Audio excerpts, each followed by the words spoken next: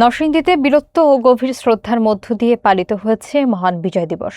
৩১ বার তোপধ্বনি শহীদ স্মৃতিস্তম্ভে পুষ্পস্তবক অর্পণ এবং বর্ণাঢ্য কুচকাওয়াজের মধ্য দিয়ে জেলাবাসী স্মরণ করেছে জাতির শ্রেষ্ঠ সন্তানদের।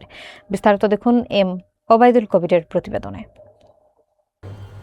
যথাযোগ্য মর্যাদা এবং ভাব গাম্ভীর্যের মধ্য দিয়ে নরসিংদীতে উদযাপিত হয়েছে মহান বিজয় দিবস ২০২৫। মঙ্গলবার ভোরে নরসিংদী কালেক্টরেট ঈদগাহ মাঠে ৩১ বার তোপধ্বনির মাধ্যমে দিবসের শুভ সূচনা করা হয়।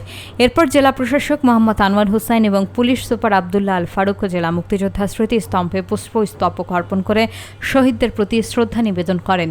একে একে সিভিল সার্জন, নরসিংদী প্রেসক্লাব সহ বিভিন্ন সামাজিক, রাজনৈতিক এবং পেশাজীবী সংগঠন শহীদদের স্মরণে পুষ্পার্ঘ্য অর্পণ করে। সকালে নরসিংদী জেলা স্টেডিয়ামে জাতীয় পতাকা উত্তোলনের পর অভিবাদন গ্রহণ করেন জেলা প্রশাসক।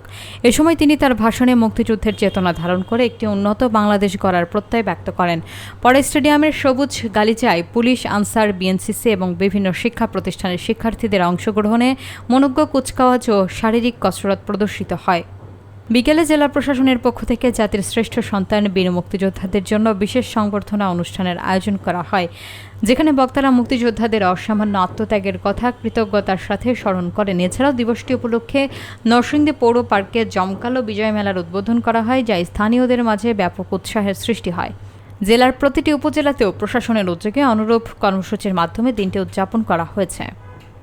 নরসিংদীর সাহসী মুক্তিযোদ্ধারা বিভিন্ন সেক্টরে, বিশেষত বিভিন্ন সেক্টরে অধীনে প্রশিক্ষণ গ্রহণ করে দখলদার বাহিনীর বিরুদ্ধে গেরিলা ও সামরিক যুদ্ধে অংশগ্রহণ করে তারা বিভিন্ন রাস্তাঘাট, সেতু বিচ্ছিন্ন করে দেয়, করে যোগাযোগ ব্যবস্থা, যাতে পাক হানাদার বাহিনী অবাধ বিচরণ স্থগিত হয়ে যায়।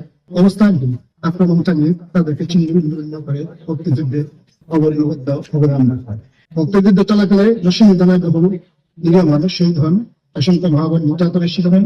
তাদের আত্মদান মুক্তিযুদ্ধের ইতিহাসে স্মরণীয় হয়ে থাকবে। আর এই কারণে আমরা নরসিংদী জেলা মানুষের অনেক জেলার মধ্যে 12ই ডিসেম্বর অর্থাৎ স্বাধীনতার 16ই ডিসেম্বর, মুক্তিযুদ্ধের 16ই ডিসেম্বর পরে পূর্বে আমরা 4 দিন পূর্বে স্বাধীনতা এবং মুক্তি লাভ করি। সাম্প্রতিক সময়ে ঘটে যাওয়া 2024 সালের জুলাই আন্দোলনে বিপ্লবে সকল শহীদ আহত হয়, যাদের সাহসী আত্মত্যাগ, গণতন্ত্র, ন্যায় বিচার ও জনগণের অধিকার প্রতিষ্ঠার আন্দোলনকে নতুন মাত্রা দিয়েছে, বাংলাদেশকে মুক্তি দিয়েছে স্বৈরাচার কবল থেকে। মুক্তিযুদ্ধ ও জুলাই বিপ্লব আমাদের শিখেছে অন্যায়, বৈষম্য, দমন পীড়নের বিরুদ্ধে ঐক্যবদ্ধ রুখে দাঁড়াতে। এই চেতনায় উদ্বুদ্ধ হয়ে আমাদের রাষ্ট্রীয় প্রতিষ্ঠানকে আরো শক্তিশালী করা, আইনের শাসন প্রতিষ্ঠা করা, জনগণের প্রতি জবাবদিহিতা নিশ্চিত করা আমাদের এখনকার একমাত্র এবং আবশ্যকীয় কাজ।